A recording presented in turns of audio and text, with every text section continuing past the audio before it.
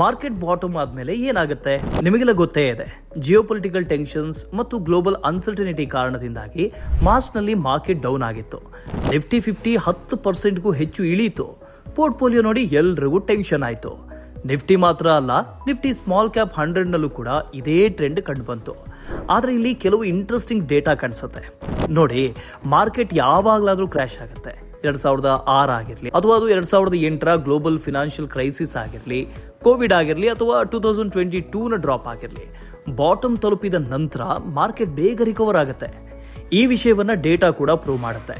Historically ಕ್ರ್ಯಾಶ್ನ ನಂತರ just 20 trading days ಅಂದರೆ ಸುಮಾರು 1 ತಿಂಗಳ ಒಳಗೆ ನಿಫ್ಟಿ ಸ್ಮಾಲ್ ಕ್ಯಾಪ್ 100 ಆವರೇಜ್ ಆಗಿ 23% ಬೌನ್ಸ್ ಕೊಡುತ್ತೆ.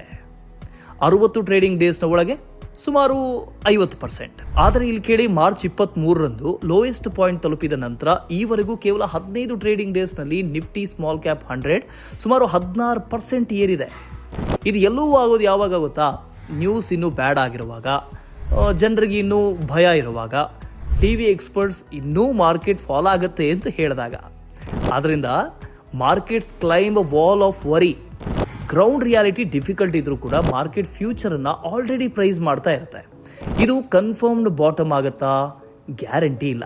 ಆದರೆ ಹಿಸ್ಟ್ರಿ ಹೇಳೋದು ಏನು ಅಂದರೆ, ಫೆಬ್ರವರಿ ಮತ್ತು ಮಾರ್ಚ್ನಲ್ಲಿ ಬಾಟಮ್ ಫಾರ್ಮ್ ಆಗೋ ಪ್ರಾಬಬಿಲಿಟಿ ಹೆಚ್ಚು.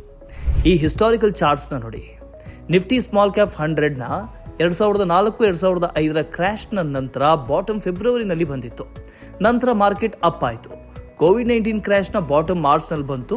ನಂತರ ಮಾರ್ಕೆಟ್ ರ್ಯಾಲಿ ಆಯಿತು. 2016ರ ಕ್ರ್ಯಾಶ್ ನಂತರವೂ ಕೂಡ ಮಾರ್ಚ್ನಲ್ಲಿ ರ್ಯಾಲಿ ಶುರುವಾಯಿತು.